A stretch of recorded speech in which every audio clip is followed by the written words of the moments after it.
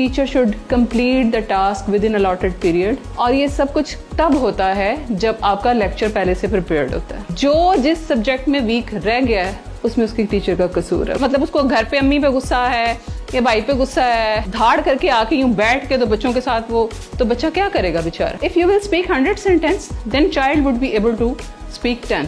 कि क्लास में दूसरी टीचर आगे चलते चलते प्रिंसिपल की बुराई करेगी, दूसरी टीचर की बुराई करेगी, बच्चा आपका सुन रहा है। मैं इसको बहुत शॉर्ट करके आपके साथ बात करूंगी कि इफ़ेक्टिव और इनइफेक्टिव टीचिंग के बारे में। आप सब लोग जो हैं वो उस्ताद हैं, आप सब लोग अपनी जगह पे अपना अपना हिस्सा बहुत अच्छे से डाल रहे हैं, कंट्रीब्यूशन कर रहे हैं। हम लोग का मकसद ये ट्रेनिंग का सेशन करने का ये होता है कि एक नॉलेज जो है वो एक्सचेंज करें, हम अपने एक्सपीरियंसेस आपके साथ शेयर करें, कुछ बातें हम आपसे ले लें, कुछ आपके क्वेश्चंस दे लें, कुछ अपनी चीज़ें हम बताएं कि हम क्या आपको फैसिलिटेट कर सकते हैं या हमने कौन सी चीज़ों से रिजल्ट्स लिए। तो सबसे पहले तो मुझे बताइए कि इफ़ेक्टिव टीचर कौन सा होता है। इफ़ेक्टिव टीचर वो होता है, सबसे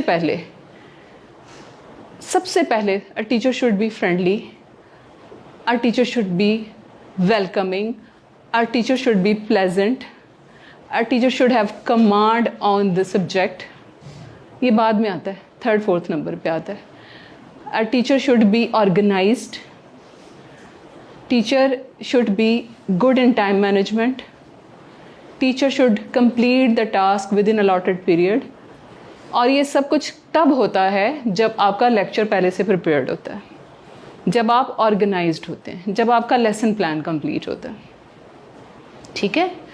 और मैं हमेशा इस बात पे एम्फसाइज करती हूँ और आज फिर रिपीट करूँगी कि listen, speak, read and right. So listening matters a lot. सुनना बहुत अहमियत का हामिल है बच्चे के लिए।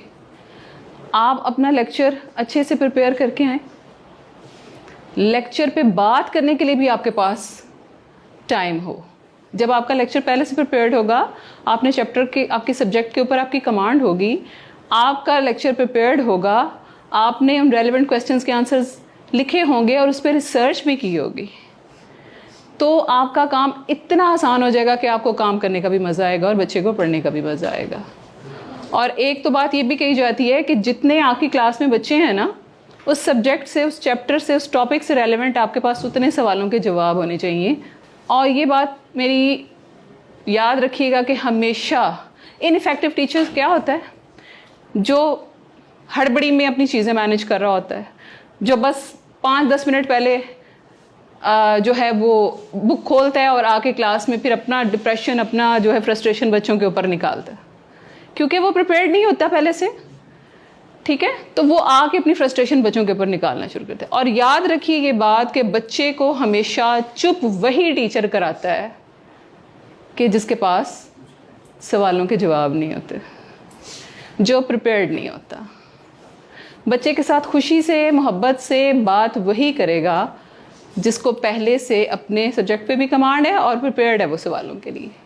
इफ़ेक्टिव टीचर वो है जो बच्चे को सवाल करने पे उकसाए, to make him able to question. Your lecture should make him और her able to question about. ठीक है। वो उसको कहें कि हाँ, why you not questioning. If someone is not questioning that would be alarming for you कि why the student is not questioning. वहीं पे आप समझ लें आप अच्छी टीचर नहीं है, आप इफेक्टिव टीचर नहीं है, क्योंकि बच्चा आपसे सवाल करने से डर रहा है। आप में से जो जिस सब्जेक्ट में वीक रह गया है उसमें उसकी टीचर का कसूर है, उसका कोई कसूर नहीं। मैं आज अब सबको बरी जिम्मा कर रही। कोई मैथ्स में अच्छा नहीं था, उसके टीचर का कसूर है। कोई उर्दू में अच्छा नहीं था, उसके टीचर का कसूर है। कोई इंग्लिश में अच्छा नहीं था, उसके टीचर का। मैं खुद टीचर हूँ। अगर मेरे से कहीं कमी रह गई किसी बच्चे में तो मैं जिम्मेदार हूँ, because I was paid for that job, I was assigned to do that task. मैं नहीं कर पाई तो मेरी नालायकी है। कोई बच्चा भी नालायक नहीं है। मैं हमेशा कहती हूँ और ये मेरा नारा है कि all children can learn but the learning pace is different. सारे 90s वाले नहीं होते, सारे 80s वाले नहीं होते, सारे 70s वाले, कुछ 60s वाले भी होते हैं, कुछ पास, लेकिन उनमें और एबिलिटीज़ बहुत ज़्यादा होती हैं। आपने उनकी उन एबिलिटीज़ को उजागर करना है। आपने इनमें से उनका बेस्ट निकालना है। जब आप इस तरह काम करेंगे तो आप इफ़ेक्टिव टीचर बन जाएंगे। आपने चैप्टर एक ले लिया, लेक्चर भी डिलीवर कर दिया। आप अब कंप्लेन करेंगे कि हमारे तो स्कूल में रिसोर्सेज ही नहीं है, हमारे स्कूल में कंप्यूटर नहीं है, हमारे स्कूल में लैब नहीं है, हमारे स्कूल में जो है वो हमें चार्ट्स नहीं प्रोवाइड किए जाते, मटेरियल हेल्पिंग नहीं प्रोवाइड किया जाता, मैनेजमेंट ये नहीं देती, मैनेजमेंट वो नहीं देती। बात वही शाह साहब वाली आ गई कि अपने हिस्से का काम हम नहीं करते, ठीक है, हम दूसरे में कमियां ज़रूर निकालने शुरू कर देते हैं। आप में से बहुत सारे लोगों ने ये सुना होगा कि उस वक्त की 10 पढ़ी हुई आज की बीए के बराबर है, सुना हुआ है, ठीक है। तो उस वक्त के टीचरों में क्या था, उस वक्त के टीचर्स में क्या खूबी थी? वो दरख्त के नीचे बैठ के बच्चों को चॉक और ब्लैक बोर्ड के ऊपर पढ़ा के वो स्टिक्स काउंट करके प्रैक्टिकल करा के ही मैथ सिखा देते थे, टेबल्स की ड्रिल करा के मैथ सिखा देते थे। अभी ड्रिल कराते हैं आपके बच्चे कैलकुलेटर से वो करते हैं, मल्टीप्लाई करके टेबल्स कर रहे होते हैं। ऑरल ड्रिल कराते हैं आप लोग? नहीं। वो टीचर्स के पास पैशन था, वो टीचर्स को पता था कि हमारे पास रिसोर्सेज नहीं है, वी हैव टू डिलीवर। नीयतें खालिस थी। Resources matters somehow, but resources are not everything, ठीक है। ये सारे लेम एक्सक्यूजेस हैं। और बीइंग अ नेशन हमारा ये बन गया हुआ है कि ये होगा तो ये करेंगे, ये होगा तो ये होगा तो ये करेंगे। नो, आपने अपने बच्चे को, अगर आप अपने बच्चे को पढ़ा रही हैं, let's suppose living and non living things पढ़ा रही हैं, उसके लिए मैनेजमेंट को कोई आपके लिए बहुत वीडियोस अरेंज करने की ज़रूरत है? कोई बहुत बड़ी लैब बनाने की ज़रूरत है? उसके लिए कि आपकी मैनेजमेंट को बहुत सारे चार्ट्स और colours and this and that देने की ज़रूरत है? नो। इस जगह पे कितने लिविंग और नॉन लिविंग ऑब्जेक्ट्स हैं? So many you can utilise. और ये तब होगा जब आपका प्रोफेशन आपका पैशन होगा, जब आपको ये पता होगा। देखें, हर दिन छोटी छोटी कोशिशें जो है ना हमें बड़ा बनाती हैं। हम रातों रात बड़े नहीं बनते, ठीक है। अगर हम आज आके आपके साथ बोल रहे हैं, बात कर रहे हैं, तो हम रातों रात नहीं बने, हमने कंट्रीब्यूशन किया। 17 ईयर्स ऑलमोस्ट मैंने सर्व किए, और उन 17 ईयर्स में मैं कहूँ कि मैं अब सीख गई हूँ तो नो, अभी तक मैं सीख रही हूँ, ठीक है। अभी तक मुझे अपने हिस्से की जो है शम्मा जलानी है ना, वो कहते हैं ना, शिकवा है जुल्मते शब से तो कहीं बेहतर था, अपने हिस्से की कोई शम्मा जलाते जाते, ठीक है। तो प्लीज़, ये आपको इतना मुक़द्दस प्रोफेशन आपके पास है, आप इसको एज अ पैशन लीजिए। आप जाके जो भी अपना सब्जेक्ट बढ़ा रही हैं, और मैं एक मैनेजमेंट से भी रिक्वेस्ट करूँगी कि काइंडली टीचर्स की हायरिंग के टाइम पे आप उनके इंटरेस्ट के सब्जेक्ट उनसे पूछ लिया करें, अकॉर्डिंग टू दोज सब्जेक्ट्स आप उनका टाइम टेबल बनाया करें। फोर्स मत करें टीचर को वो पढ़ाने के लिए जो वो नहीं विलिंग पढ़ाने के लिए, क्योंकि वो भी इंसान है, उसका भी इंटरेस्ट नहीं हो सकता किसी चीज़ में, हो सकता है उसमें किसी एक सब्जेक्ट में किसी एक चीज़ में कमी रह गई हो। तो while making your timetable, whoever is in the management, please do consider their interest and their speciality, कि किस चीज़ में वो बेहतर हैं, ठीक है।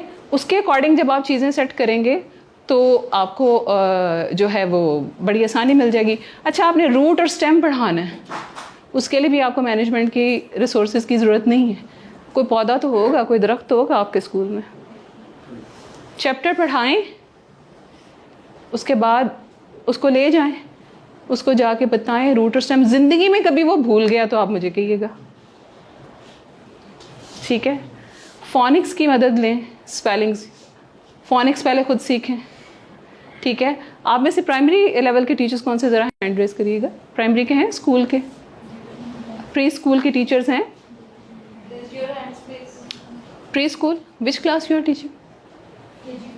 KG2। और प्ले ग्रुप की टीचर?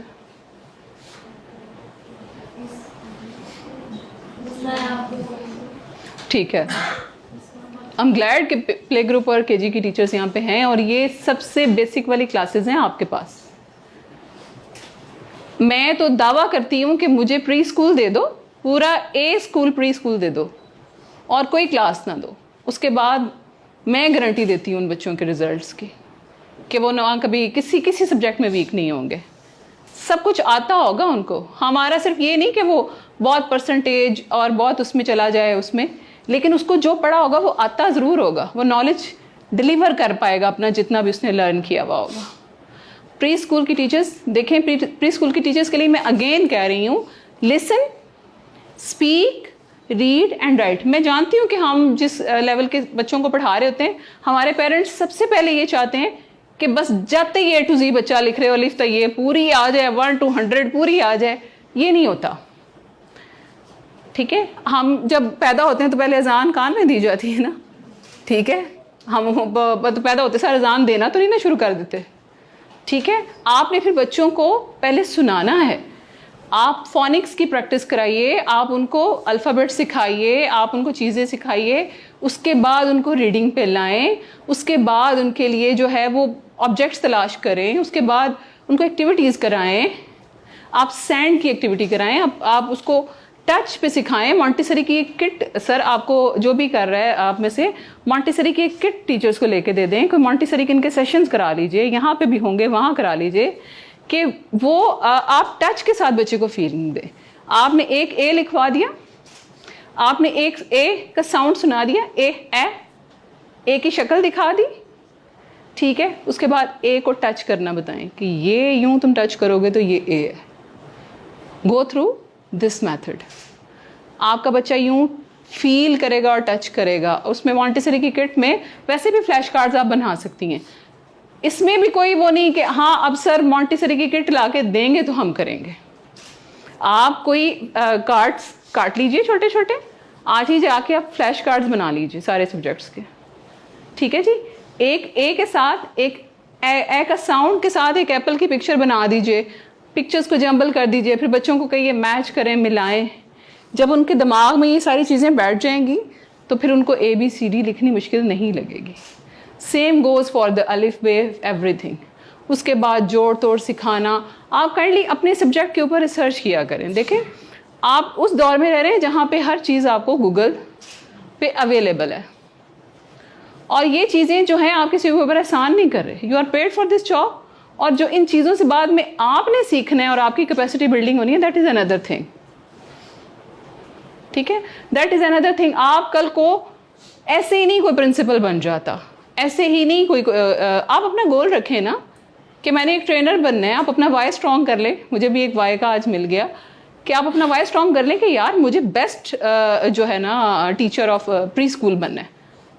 सर आप इनके लिए अवार्ड्स की कोई चीज़ें इस तरह रखें, अप्रिसिएशन की, मंथली बेसिस पे, teacher of the month, teacher of the year, और मतलब बेस्ट प्री स्कूल टीचर, या सब्जेक्ट वाइज व्हाटएवर। बिहेवियर भी काउंट करता है टीचर का बहुत। अभी एक टीचर है जो आके मतलब उसको घर पे अम्मी पे गुस्सा है, या भाई पे गुस्सा है, या मैरिड है तो हस्बैंड पे गुस्सा है, सास पे गुस्सा है, ठीक है।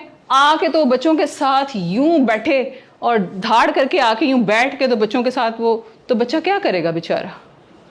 बच्चा तो वही इतना मासूम होता है, बच्चा इतना छोटा होता है, वो तो सहम जाएगा आपका रवैया देख के, आपकी चीज़ें देख के, ठीक है। आप एक प्लेजेंट मूड के साथ आएँ, उनको ग्रीट करें, उनको हाय कहें, कैसे हैं बच्चे, और यू लुकिंग वेरी प्रिटी। आप यकीन करें कि आप बच्चे को एक दफ़ा कहेंगे आप बहुत प्यारे लग रहे हैं, बच्चा आपको रोज़ कहेगा कि मैम आप बहुत प्यारी लग रही हैं, आप बहुत अच्छी लग रही हैं। बच्चे आपसे मोहब्बत करना शुरू कर देंगे। आपका बिहेवियर, ठीक है, हाउ यू लुक लाइक, आप स्मेल कैसा कर रहे हैं, आपके हाथ कितने साफ़ हैं, आपके कान कितने साफ़ हैं, आपके नाखून कितने साफ़ हैं, आपके कपड़े कितने अच्छे प्रेस हुए हुए हैं। बच्चे सब कुछ नोटिस करते हैं। सफाई तो वैसे भी निस्फ़ ईमान है ना। छोटा बच्चा तो आपसे, जो ज़्यादा छोटे बच्चों की बात कर रही हूँ मैं, 1 तक का भी, 2 तक का भी बच्चा बहुत छोटा होता है, वो तो आपको आइडियलाइज करता है। जब मैं टीचर थी तो मैं पढ़ाते वक्त यहाँ पे कैचर लगा लेती थी ऊपर करके, तो मुझे पेरेंट्स के फ़ोन आए कि वो हमारे बच्चे आपकी तरह पोनिंग करके तो कैचर लगा के तो पढ़ा रहे होते हैं बच्चों को, और जैसे आप बोलती हैं वैसे बोल रहे होते हैं। और एक हमारे स्कूल्स में ये बड़ा मसला है कि हम लोग कहते हैं कि जी बच्चे तो इंग्लिश कभी बोल ही नहीं सकते, ये जिन घरों से आ रहे हैं ये तो कभी इंग्लिश बोल नहीं सकते। देखिए हमारी मादरी ज़ुबान उर्दू है, वी लव आवर लैंग्वेज, लेकिन एक इंटरनेशनल कम्युनिकेशन वे है हमारा इंग्लिश। तो if you will speak 100 sentence then child would be able to speak 10। और अगर आप 10 बोलेंगी तो बेचारा क्या गरीब बोलेगा। और 10 भी आप टूटे बजे बोलेंगी, सॉरी टू से, कि सिट हो जाओ, स्टैंड हो जाओ, ठीक है, रीड करो, ऐसे नहीं होता। आप काइंडली अपना मैं तो टास्क दिया करती थी, अब मुझे नहीं पता अब कोऑर्डिनेटर्स आपकी जो हैं कोई भी यहाँ पे, कोई कोऑर्डिनेटर, कोई प्रिंसिपल, कोई वाइस प्रिंसिपल सब हैं। तो मैम इनको ना टास्क दिया करें टीचर्स को कि अब आप 200 to 250 सेंटेंसेस रूटीन के जो क्लास में आपने बोलने हैं वो आप लिख के लेके आएँ, ठीक है, और फिर आप उनको चेक करें, उनकी करेक्शंस करें। आपने नहीं लिख के देने, हलवा नहीं देना प्लेट में लाके, देखना है कि उनके पास क्या है, वो डिलीवर कराएं पेपर के ऊपर, ठीक है, और फिर इनको जो है वो इम्प्लीमेंट कराएं क्लास में, डेली बेसिस में चेक रखें, ठीक है। बच्चा सुनेगा तो बच्चा बोलेगा, लैंग्वेज का उसूल ही है, जो आप सुनोगे वही आप बोलोगे। माँ बोली किसको कहते हैं? माँ बोली इसको कहते हैं, किसी की माँ मतलब गोरों के बच्चे अंग्रेजी बोलते हैं ना, क्योंकि वो सुनते हैं अंग्रेजी हैं। उर्दू बोलते हैं ना, क्योंकि वो सुनते हैं उर्दू है। हम लोग पंजाबी बोलते हैं क्योंकि हमने माँ से पंजाबी सुनी। तो हमारे बच्चे इतने माशाल्लाह टैलेंटेड हैं कि एट द सेम टाइम वो उर्दू भी बोल सकते हैं, पंजाबी भी बोल सकते हैं और इंग्लिश भी बोल सकते हैं, क्योंकि हम बुलवाने वाले हों सही, हम करने वाले हों सही, बच्चा सब कुछ करता है, बच्चा सब कुछ करता है। इनइफेक्टिव टीचर टाइम मैनेजमेंट नहीं जानती होगी, उसका काम कभी वक्त पे ख़त्म नहीं होगा। और मैं किसी ऐसी टीचर को अच्छा टीचर नहीं मानती जिसका with in the allotted time of period उसका सब्जेक्ट ख़त्म नहीं होता, उसका काम रह जाता है, उसकी कापियाँ हाथ में होती हैं। अगर आपने पहले से प्रिपेयर्ड हैं और अगर आपने बच्चों को उस हिसाब से सेट किया हुआ है, अगर आपने अपने बच्चों को उस हिसाब से सेट किया हुआ है कि और वो सेट कैसे होंगे? आपके बिहेवियर से, आपकी बॉडी लैंग्वेज से, आपकी जो है वो प्रेजेंटेशन से, ठीक है, जो आपने क्लास में आने से पहले काम कर लिया है और अब आप इजी हैं, you are not stressed any more कि अब आपको क्या करना है, आपको पता है कि आपने क्या क्या करना है और आपको पता है मेरा कौन सा बच्चा क्या है। छोटे छोटे से ग्रुप्स बनवाएं, बच्चों की एक्टिविटीज़ कराएं, ठीक है, ग्रुप्स में बैठा दें उनको। 2 बच्चे बहुत अच्छी राइटिंग वाले हैं तो उनका कंपटीशन करा दें, कोई ग्रुप में एक टास्क दे दें, कोई उनको 5 सेंटेंसेस दे दें लिखने के लिए, ठीक है, कि आप भाई अपने क्रिएटिव। हम लोग का मसला ये है कि हम लोगों ने रोट लर्नर की जनरेशन को पैदा कर रहे हैं, हम लोग एक्टिव लर्निंग के ऊपर नहीं आ पा रहे। उसके ऊपर एक और वर्कशॉप हो सकती है जिसके ऊपर सिर्फ हम एक्टिव लर्निंग के ऊपर बात कर सकते हैं। हम लोगों ने बच्चे को इंगेज करना छोड़ दिया हुआ, ठीक है।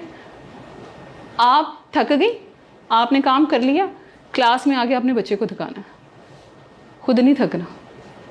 जब आप बच्चे को थकाएंगी ना, you have to write beautifully, you have to do it within the time, बग आप, ठीक है। आप उसको एक्सटर्नल मोटिवेशन दें, कभी कोई कैंडी दे दी, कभी कोई सर्टिफिकेट दे दिया, कोई स्टार्स बना लिए, बैजेस बना लें कटिंग करके वो ग्लिटर शीट के, ठीक है। और आप उनको वीकली वो दें कि हाँ भाई star of the week, best handwriting of the week, to complete the task on time, ठीक है। डिफरेंट आप रख सकते हैं, categories are up to you, ठीक है। आप उसको करके उसके वीक के आप डिस्करेज किसी को नहीं करना।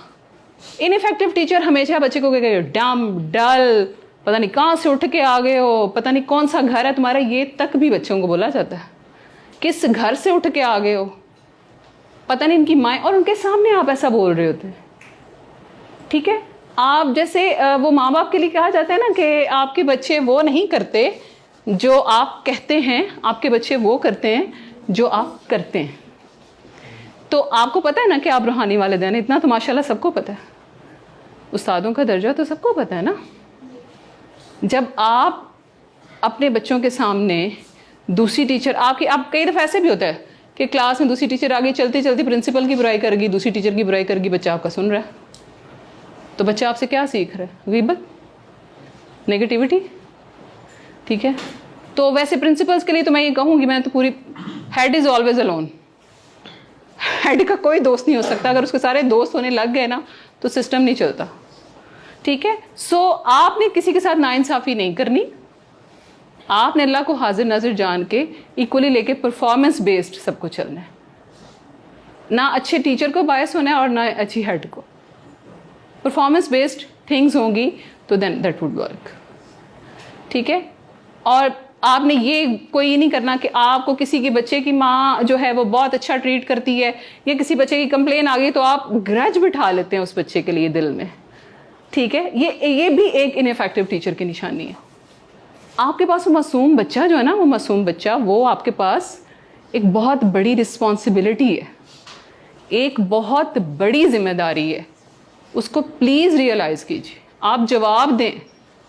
आप सबसे पहले आप समझें कि आप अल्लाह को जवाब दें, उसके बाद पेरेंट्स को या मैनेजमेंट को जवाब दें। आपकी एक किसी चीज़ से कोई बच्चा डिमोटिवेटेड, डिस्करेज हो गया या किसी ऐसी चीज़ में चला गया, किसी ट्रॉमा में चला गया, कोई आपकी फिजिकल पनिशमेंट से, किसी चीज़ से, तो अल्लाह आपको माफ़ नहीं करेगा। प्लीज़ इसको समझें, this is very sensitive topic. अगर आपकी इज्जत है ना तो बच्चों की भी इज्जत है, बच्चों की भी इज्जत है। All children can learn, every child is special. Allah ने सबको एक ही फितरत में बनाया है, सब बच्चे ख़ास हैं। प्लीज़ आप बच्चों के साथ मोहब्बत वाला मामला रखिए। ठीक है, मोहब्बत वाला मामला रखिए, अल्लाह से डर के और अपने सब्जेक्ट पे कमांड रख के अपने प्रोफेशन को पैशन बना लीजिए। अल्लाह आपको कामयाबियाँ खुद ही दे देते हैं। नीयतें साफ़ हो ना तो अल्लाह साथ होता है आपके। नीयत का साफ़ होना शर्त है, अल्लाह आपके साथ है। मैं आपको एक छोटी सी एग्जांपल बताती हूँ कि हमारे पास ना एक स्टूडेंट होता था, मैं एक स्कूल में थी, हसन नाम था उसका। अगर कभी वो सेशन उनकी नज़रों से गुजरे तो उनको वो शायद रिलेट भी कर पाएँ। और ऐसे बहुत सारे स्टूडेंट्स कि जिनकी मेरे पास मिसालें हैं, लेकिन Hasan was the special one. Hasan को, जहाँ मैं एक स्कूल में थी वहाँ वो किसी और क्लास में था, मैं कहीं और पे हेडशिप मुझे ऑफर होगी, मैं वहाँ चली गई। हसन वॉज द वन कि वो सिर्फ ऑब्जेक्टिव कर पाता था, सब्जेक्टिव में सर वो एक सेंटेंस भी नहीं लिख पाता था, कभी भी नहीं लिखता था। वो 3 क्लास में जब आ गया ना, अच्छा वो ये था कि वो किसी स्कूल के ही टीचर के बाद ट्यूशन पढ़ता था, वो उसको टाइम नहीं देती, उसके पास अकेडमी में बहुत ज़्यादा बच्चे होते थे, वो जनाब उसको ऑब्जेक्टिव कॉपी करा देती थी, ये पेपर में आना है और जो अल्लाह अल्लाह खैर सल्ला, अल्लाह ऐसी टीचर को माफ़ करे। ठीक है, अब वो बच्चा जो है वो दबा रहता था हर वक्त, और जब उसको कोई बुलाता था हसन तो वो यूं हो जाता था। ठीक है, अच्छा अब वो जब 3 से 4 में जाने लगा उसको फेल कर दिया गया, क्योंकि 3 और 4 में you have to write a lot. ठीक है, you can't go with the subjective. 1 तक भी चलो चला लेते हैं, पासिंग मार्क्स आ गए ऑब्जेक्टिव करा के। अच्छा वो मैं उन दिनों किसी और स्कूल में थी तो उसका बाप मेरे पास आया, उनके वालिद साहब आके तो मुझे कहते हैं कि मैम मुझे पता चला है आप यहाँ हैं, तो पता नहीं मेरा दिल चाहा है मैं आपके पास आऊँ, आप यहाँ पे प्रिंसिपल हैं तो मैं आया हूँ, तो मुझे हेल्प चाहिए। मेरे बच्चे को उन्होंने ये कह के निकाल दिया है कि इसको किसी साइकेट्रिक को दिखाएं। ठीक है, अब मैं क्या करूँ, ये 4 में जा रहा था लेकिन उन्होंने फेल कर दिया। मैंने कहा you have to compromise on a year, क्योंकि मैं इसको जानती हूँ, आई वॉज मतलब रीचेकिंग में मैंने इसकी कंडीशन देखी हुई है, तो आपको 1 क्लास पीछे आना पड़ेगा, क्योंकि 2 में सेंटेंसेस कम लिखे जाते हैं और मैं आपको इसका जो है वो कुछ ना कुछ इंशाल्लाह। मुझे हसन की सारी हिस्ट्री पता थी, लेकिन मैंने जिस टीचर को जाके हैंड ओवर किया हसन को, मैंने उसको बिल्कुल नहीं बताया कि हसन क्या है। ठीक है, उसको मैंने बताया ही नहीं कि हसन क्या है। माइंडसेट उसका हो जाता ना कि हसन ये है तो उसने हसन को वैसे ही ट्रीट करना। It's all about your mindset. If your mindset is you have to make the child able to do this at the end of the day या at the end of this chapter, आपके objectives ये हैं कि बच्चे को अगर मैंने electricity का टॉपिक पढ़ाया है तो उसको सारा at the end वो इस काबिल हो के मुझे एक्सप्लेन कर सके। ठीक है, या मैंने लिविंग और नॉन लिविंग पढ़ाया है तो वो इस काबिल हो, या मैंने कुछ भी उसको। और ऐसे लर्निंग में भी आप ये देखें कि टीचर्स बाय फोर्स बच्चों को लिखा रही होती हैं likes and dislikes. I like badminton, I like eating Apple. भाई 25 बच्चे तुम्हारी क्लास में हैं, तुम 25 बच्चों की लाइक्स एंड डिसलाइक्स डिसाइड करने वाली कौन होती हो? मेरे बच्चे को किसी ने लिखवा दिया कि आई लाइक प्लेइंग क्रिकेट, उसने घर आके मुझे कहा कि how can teacher decide? I like watching cartoon, please मुझे वॉचिंग कार्टून के स्पेलिंग बताएं। ठीक है, अच्छा वो हसन पे आ जाते हैं दोबारा। हसन को मैंने टीचर को जाके कहा कि मिस ये बच्चा थोड़ा सा ना मतलब कंफ्यूज्ड है, तो आपके पास ये 19-20 बच्चों की क्लास है, तो ये बच्चा आपकी थोड़ी मोहब्बत का ज़्यादा मुस्तहिक है, थोड़ी एप्रिसिएशन का ज़्यादा मुस्तहिक है, थोड़ी सी तवज्जो, ये आपने अल्लाह की रज़ा के लिए करना है। And this will be your criteria of evaluation in my eyes. अगर आपने इसको कुछ बना दिया तो जहाँ पे आपको मेरी सपोर्ट चाहिए, आई एम विद यू।